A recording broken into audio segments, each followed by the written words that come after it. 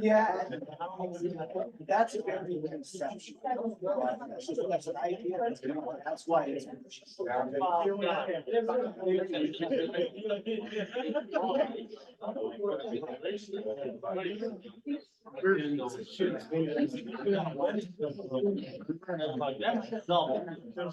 And there's, that's the conceptual.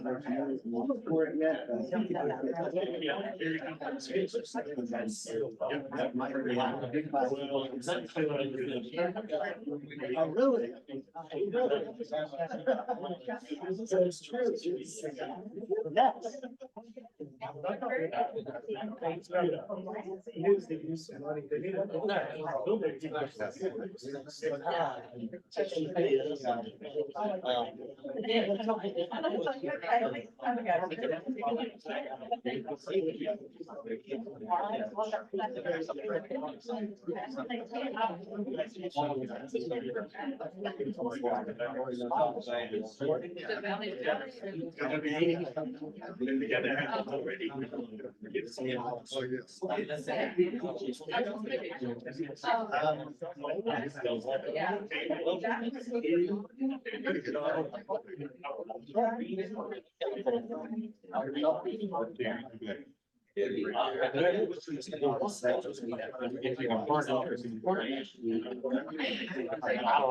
room.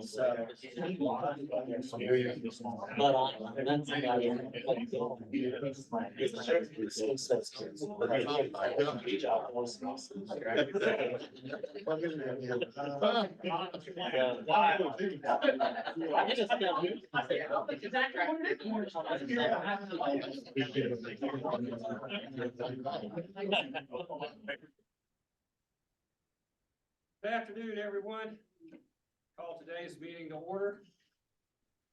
Before we begin, Ms. Lori Smith, who represents Franklin County, has requested to participate remotely in today's meeting of the commission under the commission's policy for electronic meeting participation, allowing for remote participation for emergency, personal, or medical matters in a physical forum is present.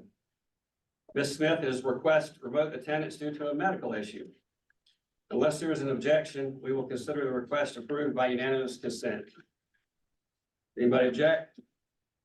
Okay, welcome, Ms. Smith. Are you there? Good afternoon. Good afternoon. Thank you for joining us. So today, the Department of Transportation will be opening its second round of charging and fueling infrastructure grants. Yeah, we do. I've gotten ahead of myself. Yeah. Sorry. That's how you move through it. Yeah, I was just trying to speed the day along, man. Yeah, we got to call the roll. I missed that. So we'll go around the room. I'm Jim Wallace with the city of Salem. Bill North, Roanoke County. Dean Martin, Roanoke County. Robert Wood, Town of Rocky Mount. Peter Ballson, City of Roanoke. John Earthman, City of Roanoke. Lee Larnell, Town of the Forge. Brad Gross, Town of Benton. Hunter Holiday, City of Salem. Amy White, Botetourt County. Robert Dirk, City of Roanoke. Lee Osborne, Roanoke County. Carrie Green, Franklin County. D. King, City of Salem. Chris Whitlock, Franklin County. Reed Walters, Allegheny County. Virginia Holland, Regional Commission. Any outside the room? Tori Williams, Regional Commission. Andrea Garland, Regional Commission. Josh Taylor, Allegheny Highlands, Chamber of Commerce and Tourism. Chuck Unruh, County, looking forward. Sherry Dean, Regional Commission. Chris Dorsey, City of Salem. Jonathan Stanton, Regional Commission. Amanda McGee, Regional Commission. Steve Sandy, Franklin County. Elizabeth Elmore, Regional Commission. Okay, now everybody accounted for. Thank you for the reminder there, Mr. Holmes. But next we'll consider the approval of our consent agenda items. And that will be the approval of today's agenda, the March 28th minutes, the financial report, and the resolution to pursue the funding to support the RV TPO Unified Planning Work Program. So do I have a motion to approve the consent agenda? Will be. The second, Second. all in favor? Aye. Any opposed?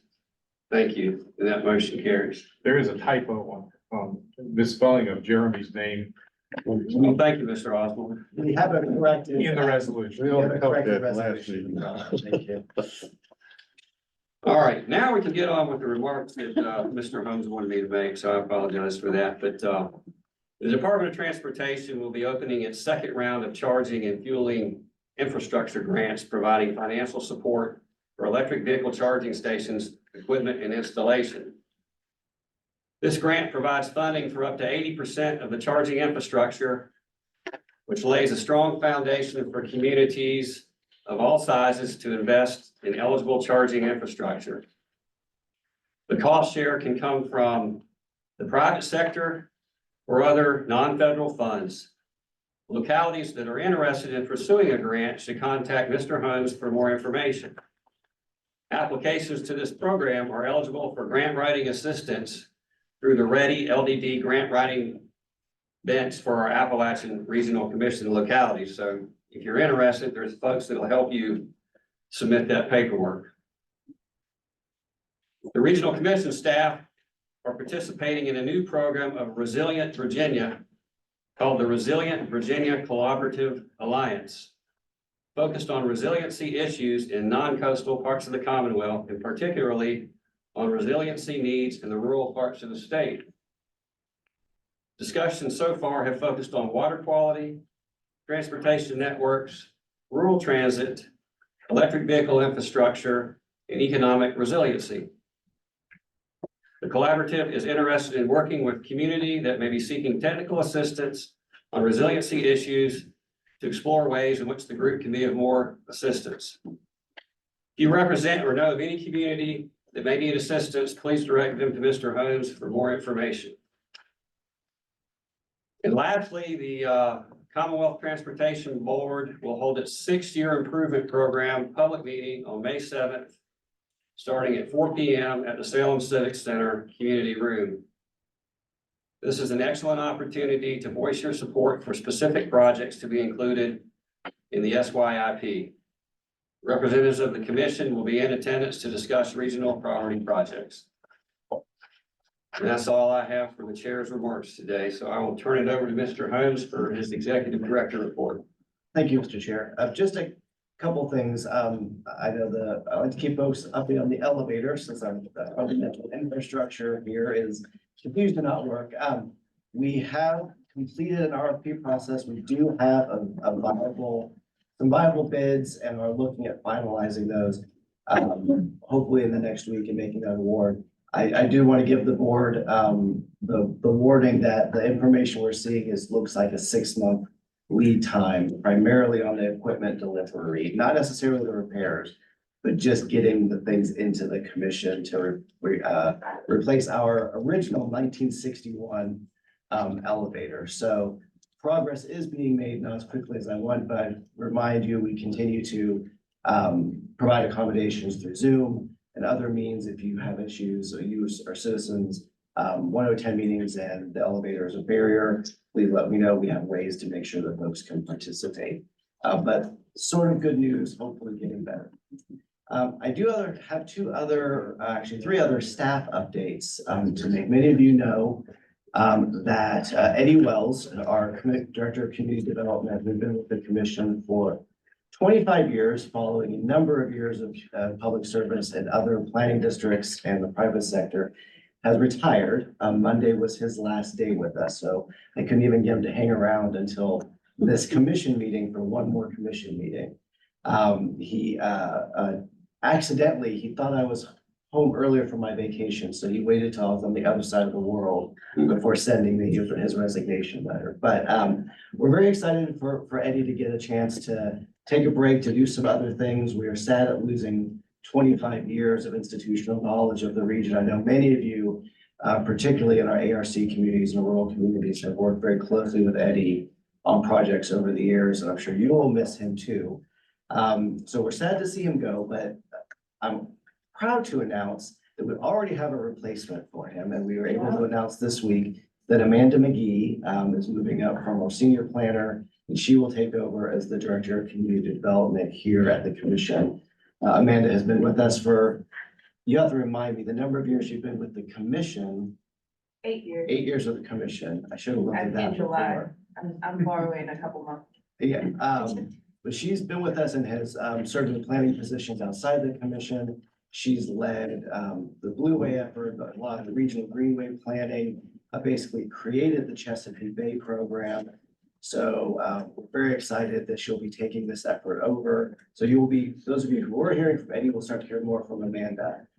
But now Amanda's position will be open. So if you know any planners, we continue to look for those positions. And finally, the Chesapeake Bay program, Gabriel Itigaray, who was leading that, also has left us. He has moved to the next part of his career and has gone to work for the Water Authority as a utility planner, which is really his main interest and background has been in water quality, which is kind of his involvement in the Chesapeake Bay program. So he also told me while I was gone. So what I've been told is I'm not ever allowed to. But we're very excited for him, and we're also excited that we got to keep someone in Roanoke. So we have another young professional that we've got to keep in the Valley and working in public service. So the commission will have a couple open spots. There's lots of changes. We're excited about what's happening, but I just wanted to let you know you will start to see some new faces. And we're excited about the changes that we will get to explore here at the commission. Jeremy, how do you advertise for those positions? We advertise on a number of like LinkedIn, Glassdoor, those kinds of sites. We also advertise through the American Planning Association websites, both the Virginia and APA and the National APA. Through VAPDC, just anywhere else, anywhere that we can find kind of slots. So there's a couple key general job boards and then a couple planning specific places, and then VEC as well. Do you send it generally to the local governments or? We generally include in messaging the local governments, our newsletters. We're happy to poach good people from you, but we try not to. But yeah, but there's also local information that we send out to other appropriate local groups and age associations and so forth. So we try our best. It's hard to get people, but we're trying to find creative ways to get the word out on these positions, social media and so forth as well. Well, serving on the Greenway Commission, representing the PPO, we're going to be sorry to lose Amanda's support. She's been involved with that since pretty close to as long as she's been on the commission. Well, I will tell you, I think one of her conditions for accepting the job is that she will continue to be very involved in the Greenway Commission. So you will not lose her for that at least. But I think that's all I got, Mr. Chair. Thank you very much. You know, it could be the reason you had those letters while you were gone. People didn't think you were coming back. Yes. I didn't feel good about that trip to the van again. No. Now you feeling that. But you do lot. I am back though. I made it back from Kazakhstan despite the executive committee's concerns. So I'm very glad to be back. We did have a succession plan before he left, just saying. Okay, thank you, Mr. Holmes, for that report. And next we have David Blunt, the VAPDC Executive Director, that will be joining us remotely to give us an update on the VAPDC and the General Assembly. So Mr. Blunt, are you there? Yes, I am. Can you hear me okay? Welcome to today's meeting, and the floor is yours. All right, great. I want to thank you for the opportunity to be with you this afternoon. Special thanks to Jeremy for reaching out, and you've had the privilege of knowing your former longtime executive director, I guess before he retired, and in the last several years, getting to know Jeremy. I've enjoyed working with him. Just a brief statement about myself. I'm the executive director of VAPDC. Been in that position. It'll be, I believe, 6 years this summer. I do that while also wearing a hat as the deputy director for the Thomas Jefferson Planning District Commission, which is located in the Charlottesville area, and also serve as the director of legislative services there. I'm looking and seeing that it looks like I'm frozen, so I'm probably gonna turn my camera off if that is okay with you, and then just go with just go with the audio if that's okay. As you know, VAPDC is the statewide association that represents all 21 of the planning district commissions, regional commissions in Virginia. Pleased that we have 100% membership of those organizations.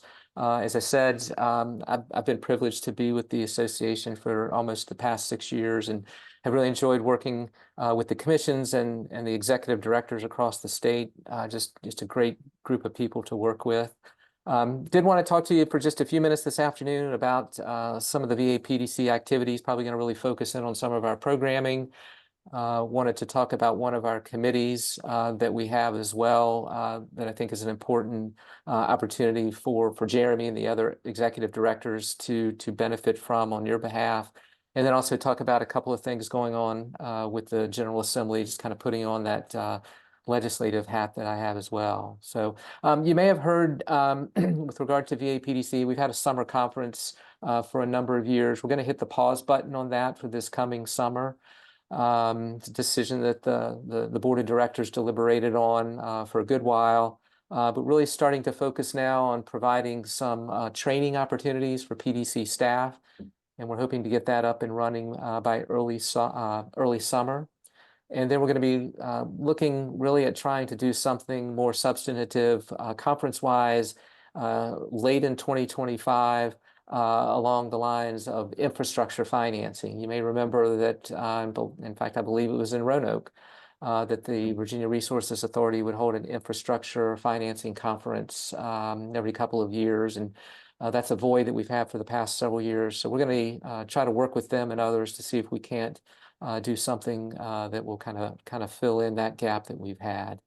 With regard to the trainings, we're really going to be try to be really deliberate with not duplicating what is already out there that different PDC staffers may be taking advantage of that's more topical in nature, and really trying to at least initially focus on some soft skill training opportunities. We're going to have a session having to do with Freedom of Information Act initially, just some high-level meetings and records kind of overview and training. Really looking to see what really stands out in FOIA for folks that are working at a regional basis. We're going to do a session on communications, looking at presentations, integrating social media, communicating externally, and really how to sustain communications and really being intentional about communications at the regional level. And then finally, at least the first three that we have planned, the last one is talking about legislation and the legislative process, and really kind of building off a session that I've been able to do the past several winters as part of our winter series in looking at the General Assembly, but also how you can be involved on a regional basis and what is the role for the PDC, if any, in working in the legislative arena and working with your local governments. So those first three offerings are going to be a virtual format. So I'm hoping that folks from around the state will be able to take advantage of those. And then, we're probably looking to hold those again over the summer and then looking into the fall to plan an in-person event for staff, probably spread out across parts of 2 days so that there's time for training and learning, as well as some opportunity to do some networking in the evenings. Wanted to talk a little bit about the Executive Directors Committee that we have at VAPDC, and Jeremy, by virtue of his role, is able to interact with that group. And this is one I think that I've observed having a lot of value, not only for the association, but I think for the individual executive directors. The group meets about 5 or 6 times a year. We structure the meetings so that first part of the meeting is an interaction with one of our state agency partners or an outside partner organization. We've had the likes of Virginia Housing, DEQ, Department of Energy. We've had folks from the broadband office. I'll also stretch sometimes into the federal level, reaching out to some of our folks at USDA and also US EDA. In fact, just last Friday, we had a meeting and we had our representative for Virginia EDA on site in Charlottesville to meet with us. And then we always have a report from the State Department of Housing and Community Development, which is what I call our state parent agency, since it's that section of code that speaks to the PDCs, and the state funding for PDCs flows through the DHCD budget as well. But the other part of the meetings I think are really important too is the opportunity for discussion of different topics by the executive directors themselves, and it may be things that we're trying to address, in a certain topic area, transportation, environment, or what have you. But then just also some informal discussion among the colleagues about things maybe that are going on in an individual PDC, and being able to bounce something off the other directors. How are you doing this? How do you address this kind of challenge? So again, I just wanted to bring that up. Jeremy is faithfully able to participate either in person or virtually, which we do offer that option as well. And hopefully he and the others are getting some some good training as well, and some good knowledge coming out of those meetings. Finally, I just wanted to talk for a few minutes about some legislative items, and know that this commission has had some discussion about your role in the legislative arena as well. Just as you know, the General Assembly concluded its regular session back in March, and then leading up to the reconvened session that was held, I guess, just last week. The governor and the legislative leaders agreed to continue to work together on a state budget. And they're going to do that over the course of the next several weeks, so that hopefully by the time we get to the week of May the 13th, they'll be coming back to Richmond, and there will be a state budget in place for discussion and hopefully approval by the time they leave Richmond several days later. But in between now and then, the members of the General Assembly's money committees, the Budget Conference Committee, and the governor and his staff will be talking about how they can reach a compromise. They're going to work off of the budget that was approved by the General Assembly and sent to the governor back in March. I think that the first thing they're going to have to decide before they can move forward with the appropriations is just where they stand on the revenue side, and those decisions I think needing to be made first. I'm sure you're aware that VAPDC also had an initiative during this last General Assembly session to seek some additional state funding for PDCs. As you know, currently you receive just under $90,000 a year from the state to carry out the state-defined tasks and responsibilities to support other work that you do. And as we said over and over for months and months, this amount is just shy of the amount of money that most of the PDs were receiving 15 years ago. As you know, there's a lot of projects that you all are involved with, which you partner with the state, things that you do regionally that the state certainly has interest in or has a vested interest in. And we really just felt that the state really needed to step up its commitment to providing additional funding for the PDCs. We had a very ambitious request for the state to provide an additional $150,000 per PDC in the budget for each of the next 2 years. When everything, all the dust settled, I guess, in early March, we did have some money included in the final budget, but it was only $25,000 per PDC. And we are going to be taking some actions. I've already done some communicating with folks that are going to be working on the budget to to remind them, thank them for their efforts and the inclusion of that money in the budget, but also let them know it's still a priority for us, and encourage them to keep that in mind and keep it in the budget as they move toward that middle of May timeframe to adopt a budget. Finally, just a couple of things coming up. Looking ahead, there was a lot of attention last summer on a report that came out from the Joint Legislative Audit and Review Commission about K-12 funding by the state, public education funding. That's a very important item, always an important item, is the state's funding for education, very important to your local governments.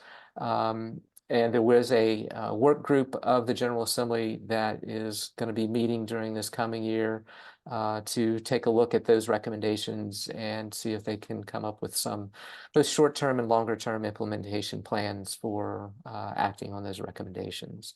That JLARC group is also going to be, we think, they have their actual meeting to set their agenda next week for studies that they're going to be doing this year. But we are anticipating that one of them may be broadband, as they spent some time talking at a December meeting about, with all the money that has come into the state for broadband and will be coming in over the next several years, to step back and take a look at broadband implementation and really the outcomes and the impacts of that money. So a couple other things that will be going on in the housing arena. There's a state Virginia Housing Commission that meets every year, always has a full plate of issues to dive into. One of the things that got a lot of attention that I know the local governments were very interested in during this past session was the issue of solar.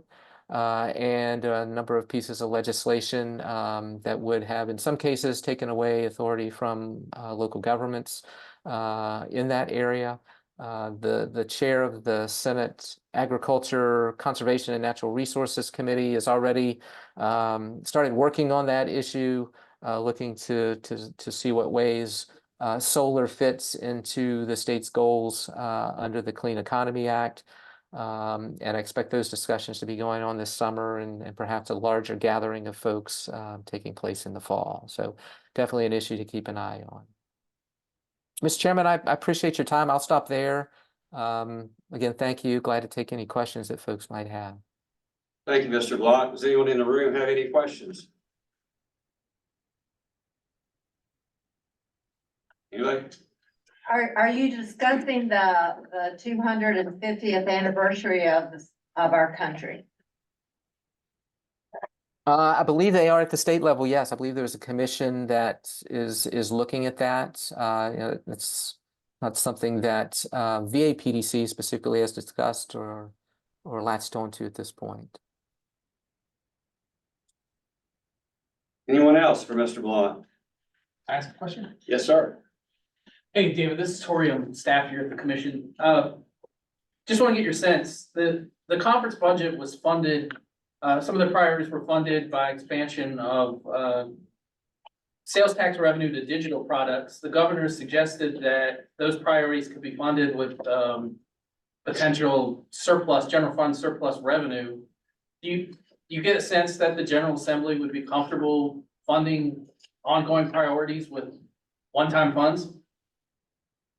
I don't. I think you just hit the nail on the head. I think the General Assembly side of the equation over the years that I've been following, the legislature has been, very cognizant of the risk involved in using one-time funds to fund ongoing commitments. And, they really try to not do that and to keep their budget structurally balanced. So that's why I think that the key is really going to be deciding where they are on the revenues, if they're going to have part of that tax, the digital services tax, that was originally proposed and then expanded by the General Assembly or not. So, I think you make a great point though, but that's not been the tendency of the General Assembly to go in that direction.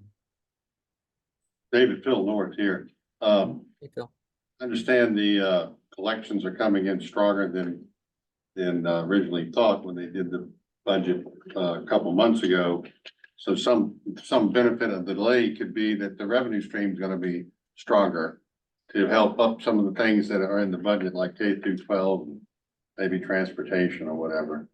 So are you seeing that or hearing the same thing? Yeah, no, I see those monthly revenue reports as well coming from the Secretary of Finance, and I think you make a really good point. That we've seen some years in the past, as you know, at the local government level, kind of got used to these delays in the state approving, the budget, so that you all can get on about the business of doing your budgets. And I think there have been some times in the past where those, that delay has, allowed them to get a better handle on the revenues, and then, be able to kind of, see where they can put some of those dollars, that they weren't necessarily anticipating in February. And then, wherever they land with the state budget, in May, that first year, and I don't know specifically how it works, but those revenues, they're looking over that 2-year period. So they're also, looking at what they can fund, right now, but also what's going to flow over from, in this case, fiscal year 25 to 26. So yeah, there could be some silver lining there. I just hope it doesn't go into June and late June, like we had one time before. It was, I know, a nerve-wracking time. In your opinion, do you think they're gonna have a budget that's finalized in the middle of May, like they said, or do you feel like there's a probability that there could be some contention and kicking it down the road till late May or June?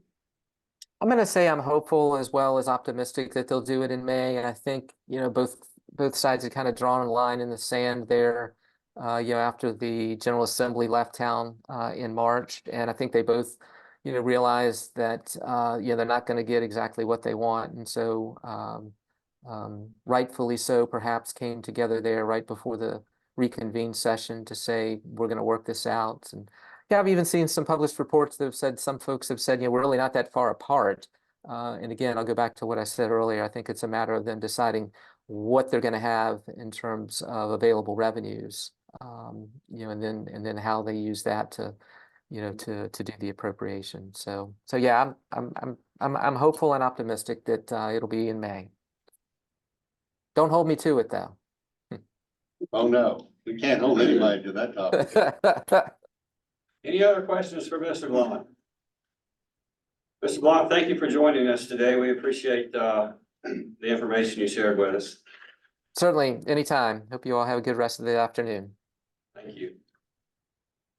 All right, moving on to item 6 on our agenda today would be approval of the fiscal year 25 Rural Transportation Planning Work Program. I'm going to ask Mr. Williams to go up to the podium, please, and tell us a little bit about the program.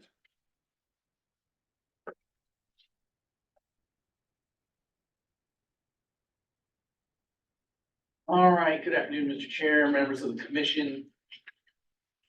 Over the last several years, I believe this item was actually taken up in the consent agenda, but we thought I know there's some new faces, so we thought we would provide a little bit of background and then maybe we'll put it back on the consent agenda next year.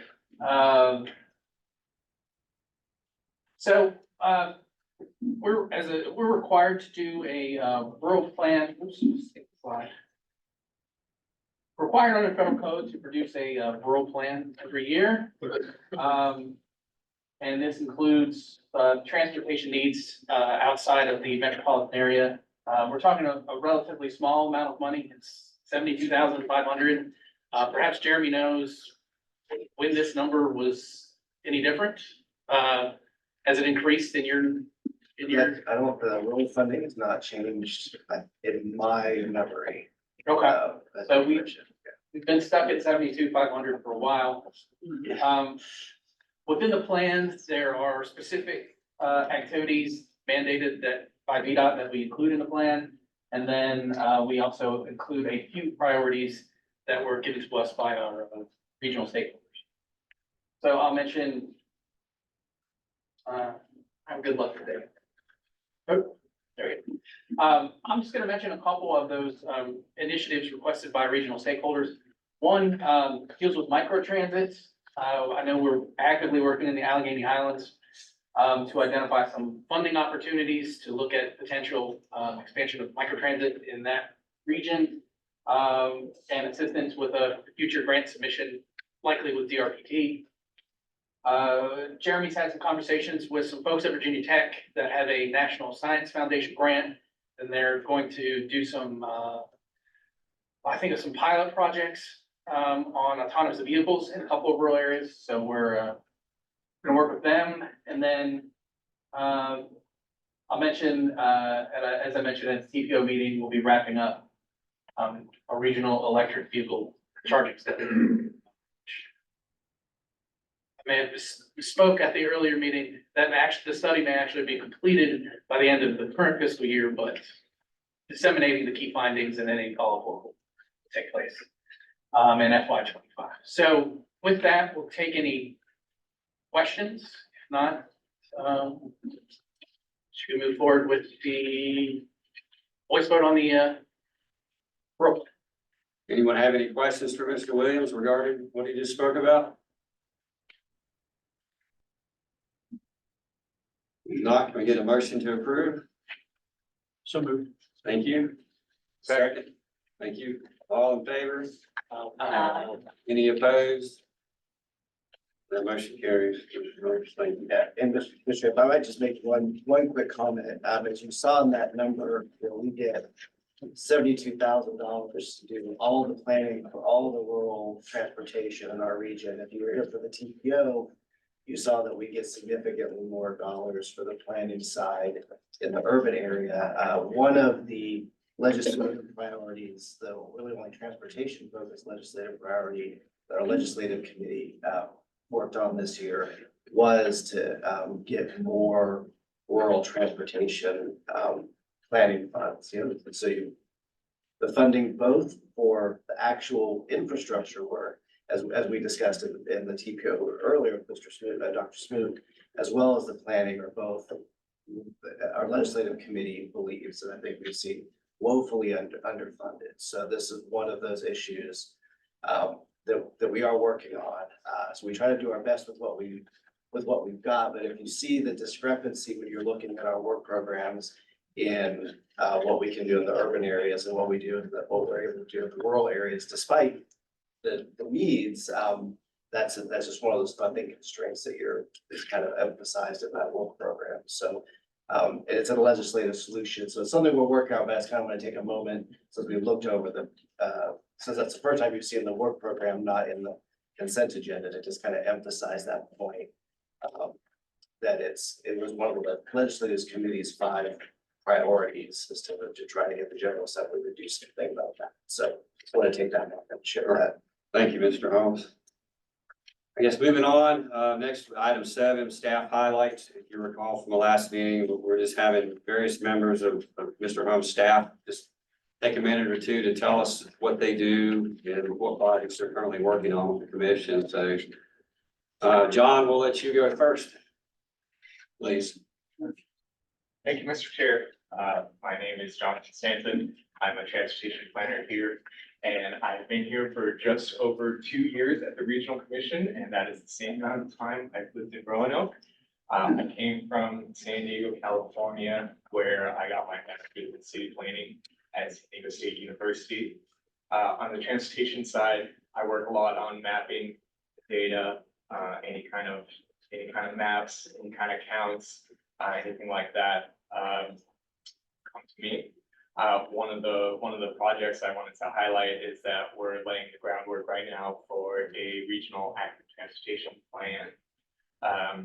That's going to be really exciting, and it's going to build off of the 2012 regional bikeway plan and the 2015 regional pedestrian plan. And my hobbies are also transportation related: bicycling, rail fanning, working on old cars, you name it. That's my jam. Thank you. Thank you, John. I feel like you're well at home with biking here. Roanoke is all of it. It checks all the boxes. All right, thanks again.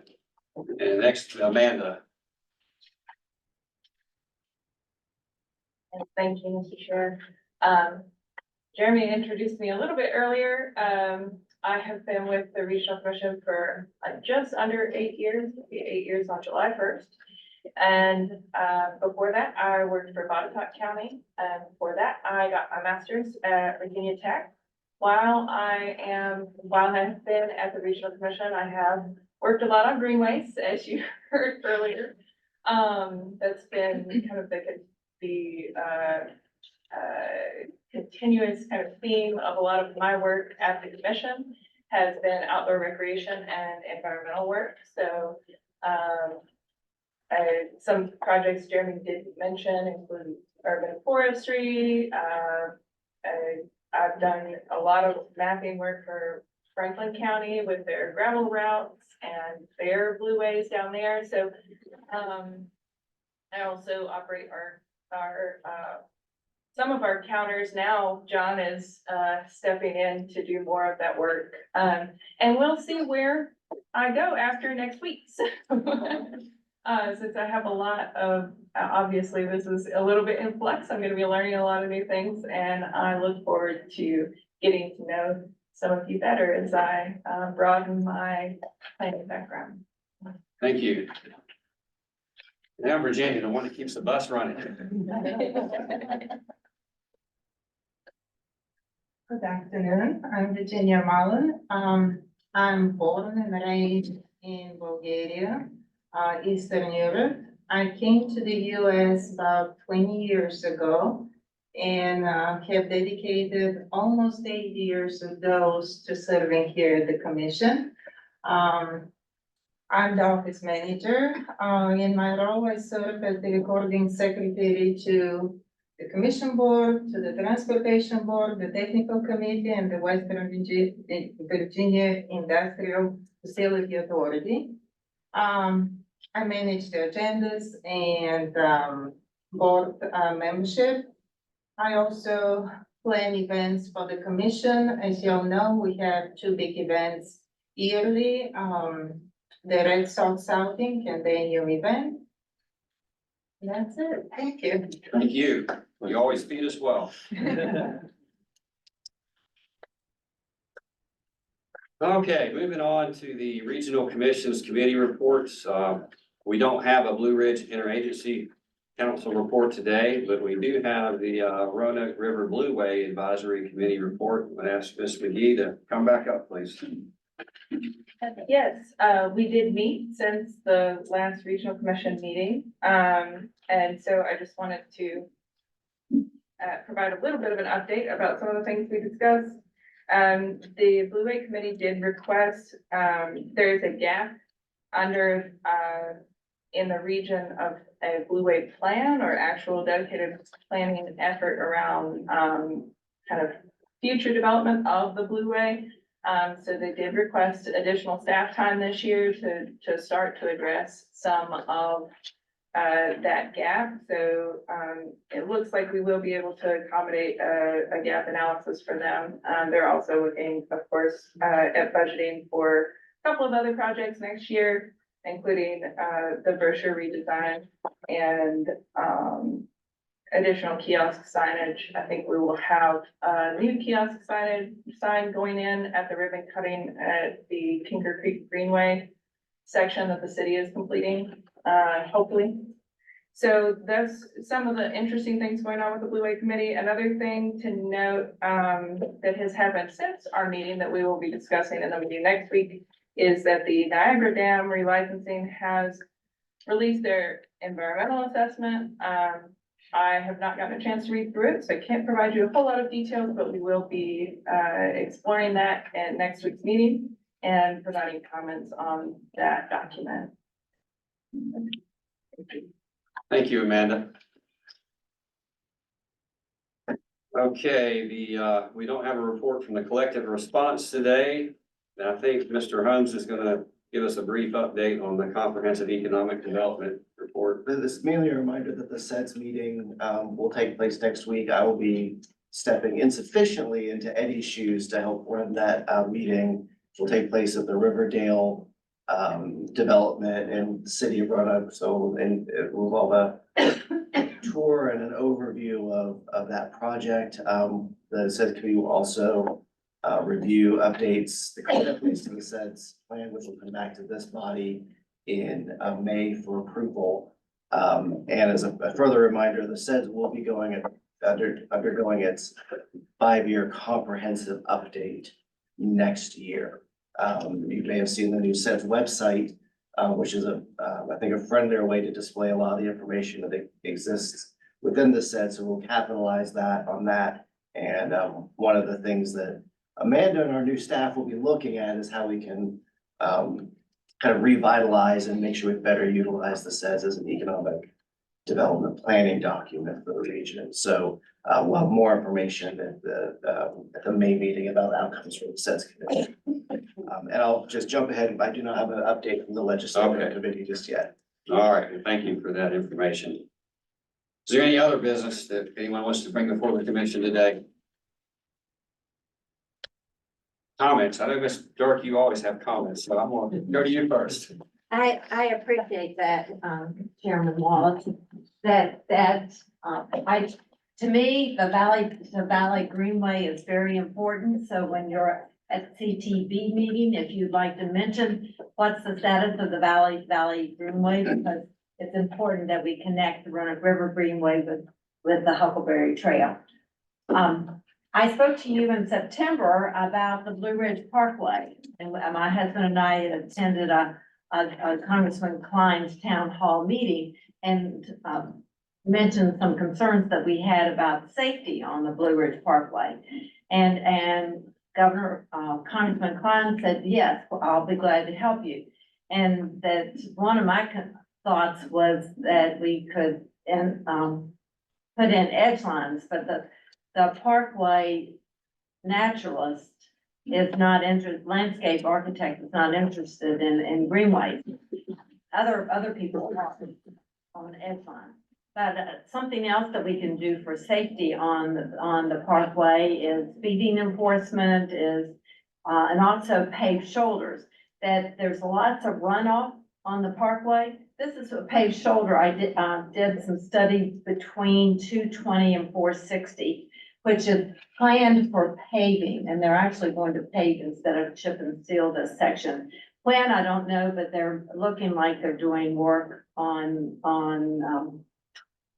perhaps starting forward with the paving.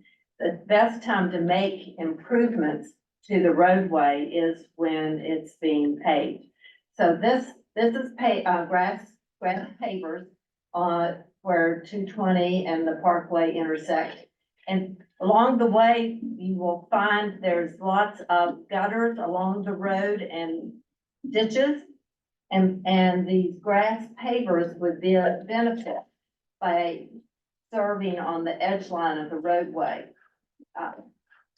This is headed towards 220.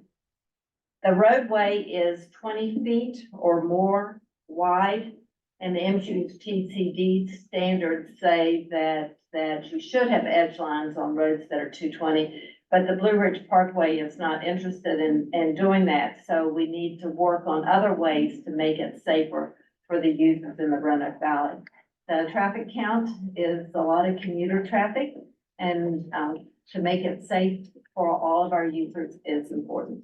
So please consider Blue Ridge Parkway, even though it's not a state road, it provides benefit to the Roanoke Valley. Thank you. Thank you, Ms. Stark. Anyone else have any comments today? Mr. Chairman, I may make one quick comment. I won't believe it. Many of you were here at the TPO where we had Dr. Smoot speaking, and I'll invite if Mr. North, as chair of the TPO, wants to add anything. The main comment I want to make, he was here at the TPO, but he did talk about transportation issues, both urban and rural, and he talked about, for example, in the Salem district, which extends beyond us, there's 200 miles of unpaved roads, one of the highest mileages in the state. But the point I think that was really important that he made was just the importance of regionalism, that with reduced funding, the budget this year, with the lack of IIJA and other funding that was flowing into the state, means the total pot of transportation dollars is lower. It's more critical that we talk about this in one voice as a region, particularly because some of the other regions aren't as good at that. And so it makes us more competitive when we're working together and some of the other regions are infighting. So that's just the reality as he described it. So one of the ways that at the upcoming 6-year improvement plan meeting, we always have the locality speak and members of the regional commission, I will speak. At least one other staff person will speak. If there's anything you would like us to emphasize or if anything we can do to help coordinate any messaging, we're happy to try to do that to make sure that projects don't get missed and that do get raised up for the CTV. But broadly, if there's anything else that we could be doing to help support regional priorities, again, particularly on the rural side, that gets noticed in Richmond and that gets noticed by the CTV. We're already doing a good job. I think it's clear from Dr. Smoot's comments. So let's just keep it up. And whatever we can do at the commission level or the TPO to continue helping and delivering a unified message, that's what we're here for. So please let me know if there's anything we do. And I don't know if Mr. North, if there's anything you'd like to add. No, I think each locality and the commission and the TPO get 4 applications. They didn't cut them back like they talked about. So we keep the 4 applications, that's 12. But I will tell you this, there's gonna be only about 600 million in each pot, the state pot, and then 600 million for the district pot. And so that's less than last year when there was 1.7 billion dollars. Now it's only gonna be 1.2 billion dollars. And as he said in that meeting, most of the money is the reason for the decline has been because all the federal dollars that were falling from the sky aren't falling from the sky anymore. And so we're back to reality 101. And so we have to be diligent in what you apply for because you're just not going to get as much money. And they've changed some of the measuring data points in smart scale. So I will tell you this, greenways and bike trails and the such are going to be more challenging. And part of that is because when someone walks in from Chesapeake and wants 20 miles funding for a greenway, it raises the specter in the CTV. And some people view the CTV money needs to go to roads. And so make sure that whatever you apply for, whether it's from your city or town or county, don't mix up the message that Jeremy's going to speak to, because some of the applications from the city or the town or the county will be filed under the regional commission's banner as well as the TPO's banner, because they get 8 from the region, if you will, 8 applications. And like Roanoke County only gets 4 applications. Some of our applications may be on the TPO side, and so you don't want to get up there and just repeat the same message. So in fact, I need to remind, for clarity's sake, that Megan worked on the messaging and share it with you just to see, make sure you don't repeat what, and we don't repeat what you got, because it just eats up time. You only get 3 minutes. So don't get up there and ramble on, because they'll cut you off at about 4. And if you haven't got to the important meat of your message, you'll be standing there wondering why I'm not come. And and it runs from 4 o'clock to usually about 6:37. 3 minutes, so you'd be lucky to have 20 speakers an hour. But if anyone goes over, it's just gonna, I mean, these folks go all around the state, the same bunch of people except for the CTV member, and they hear stuff all the time. I don't know if we're first this year or last on their tour, but irrespective, be brief, concise, and to the point. And if you have any data points, accident rates or other such thing, congestion rates or accident rates, emphasize those, because that resonates with these folks in transportation. Just don't get up and say, well, I want some money for this because we think it's important to our area. Well, add some factoids to it if you have it, and be concise. Because you gotta, they hear this all over the state in 6 or 7 meetings. To your point earlier, that's what I think you were getting at, is let's speak once to it and not keep the same person repeating the same message, because someone's gonna say, wait a minute, I just heard about that. What's this all about? Okay? Thank you for your insights there, Mr. North. Anyone else? Start, Mr. Osborne. I'm not citing facts here, but I think I heard Ken King correct those numbers a little bit. There's like 1,200 miles of unpaved roads throughout the Salem district. Right. It's over 200 here in our MPO or TPO area. Right. And to that point, Floyd County's got most of them, I believe. And Roanoke County's got 20. Floyd is very outspoken on the issue. I think maybe some other areas are too. The same amount of money year in and year out is about all you get, because the funding formula hasn't been changed in 23 years. And the only way to change it is through legislation. And if you change it through legislation and it's approved, you think, oh, wow, I'll get some more money. Well, what happens is that the way they view it in transportation world in Richmond, oh, we've got 1.2 billion. We're not going to add to that. We're just going to take some of that money to fund the unpaved roads from the district pot. So it's a shell game. If the 1.2 stays the same, if it was level, every 2 years. But don't think you're gonna get more. You may get more than unpaid, but you're gonna give up the pot of money for the district. And the criteria is gonna measure differently this year because the scoring mechanism is gonna change. And that could impact some of the projects. If it's safety and economic development driven, and there's one other category, that's good. But they're gonna be a little tighter on some of the scoring. And another thing too, if you don't have your project complete, don't even bother to put it in because they don't want incomplete projects. It clutters up the pipeline of their consideration. So if you put it in subject to funding, there's another deadline, I think in August, I think it is, to have the application complete. So, make sure you're gonna get that funding number to put in the application, or after August, it just stays in the pipeline. And over half the projects submitted in past years have been incomplete applications. So just make sure you're gonna have an estimated cost number in there. DDOT can help you with that. But they're really getting leaner and tighter now there in Richmond, and it's just because of the members on the CTB, they come from all over the state of Virginia. One from each district, like Salem, and then I think one or two at large around the state. Thank you. Anyone else? Entertain a motion to adjourn. So moved. You can start in a second. Chris? All in favor? Do it. All right, so meeting's adjourned. I know, I could do it.